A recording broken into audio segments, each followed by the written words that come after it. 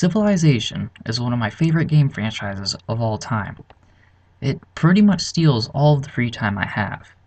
Here, I'm going to talk about the relatively recent expansion to Civ V, Gods and Kings. The expansion prides itself on its two new features, religion and espionage, which aren't new additions to the series, but are really just rebirths of stuff they took out from the previous Civ games when making Civ V. I don't know why they would take them out, but they did. But hey, they're back for the low price of $30. They did expand on the ideas a tad. Religions now have specific benefits that can be customized based on your civilization's needs. They're more along the lines of perks, similar to regular social policies. If you live near a bunch of deserts, you might want to pick the religion aspects that will give bonuses for desert tiles. Spreading your religion can become a rewarding and thus addictive process that only furthers the amount of time that the game will suck away from your life. Espionage comes back, but it's not as revamped as the religion system. That's not to say there aren't changes.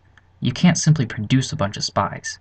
You can only get specific numbers of spies for doing specific things, like building an intelligence academy. They can, however, be leveled up and made more effective after they gain experience spying. You can also now find out exactly what your AI enemies are up to, who they're fixing to war against, or what they're trying to accomplish. You can then give this information to your allied AI civilizations to get a nice diplomatic boost and inch you and them just a little bit closer to nuclear Armageddon. As a bonus, they can also be used to rig elections in city-states to help them join your side.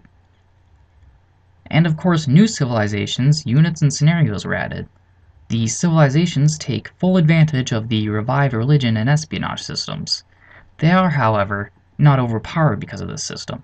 You can still win just the same if you choose to play an older Civ. My favorite Civs are the Russians and the Arabians, but the Celts have joined their ranks. The new units focused on range combat, but in a new way. The Gatling gun, for instance, can only fire one tile away, but does immense damage. Keep it guarded, and it will win all of the wars your aggressive nation will fight. In general, the new units relate to World War I era weapons, which brings about a nice new atmosphere at that time period. There are also new naval units, but unless you play on an archipelago, you won't use them much. New scenarios include more historically based items, such as the Renaissance, but there is a standout. One of them is based on a steampunk theme. It has its own unique units, civs, resources, and tech tree, providing a new experience.